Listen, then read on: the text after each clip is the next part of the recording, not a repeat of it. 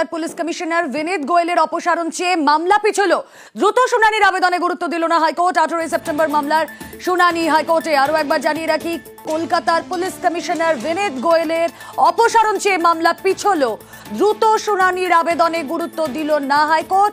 18 September মামলার শুনানি হাইকোর্টে। ডিটেলে জানাবেন অর্ণব, প্রতিনিধি রয়েছেন সঙ্গে। অর্ণব, দেখো, কলকাতা পুলিশ কমিশন তার ভূমিকা এবং তার বেশ কিছু পদক্ষেপ আরজিকর কাণ্ডে একাধিক প্রশ্নচিহ্নের জন্ম দিয়েছে। তাই কলকাতা হাইকোর্টের হস্তক্ষেপ চেয়ে এবং তাকে তার কমিশনার পদ থেকে সরানোর আবেদন নিয়ে দুটি অর্থাৎ জোড়া জনস্বার্থ মামলা হয়।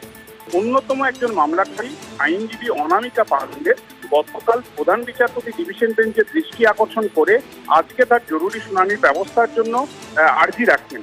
সেই ক্ষেত্রে আজকে মামলাটি শুনানির জন্য না এলে আবারও নতুন করে দৃষ্টি আকর্ষণ করে শুনানির জন্য প্রধান বিচারপতি জানান, যেহেতু সুপ্রিম কোর্টের নজরদারিতে এই মুহূর্তে আরজিকর কাণ্ড রয়েছে, সেখানে সিবিআই তদন্ত, সেখানে পুলিশের ভূমিকা, সেখানে আন্দোলনরত চিকিৎসকদের ভূমিকা, সব বিষয়টাই সুপ্রিম কোর্ট দেখছে। তাই কলকাতা হাইকোর্টের হায়ার অর্থাৎ উচ্চতর আদালত, শীর্ষ আদালত যেহেতু হস্তক্ষেপ করেছে, আপাতত কলকাতা হাইকোর্ট এই মামলার শুনানি করছে না।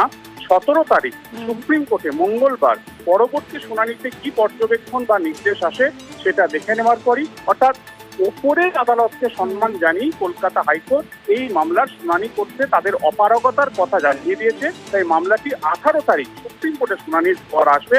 অর্থাৎ গতকাল থেকেই কলকাতা পুলিশ কমিশনারের পদত্যাগ সংক্রান্ত পরবর্তী শুনানি অবশ্যই আমাদের নজর থাকবে। অর্ণব, ধন্যবাদ।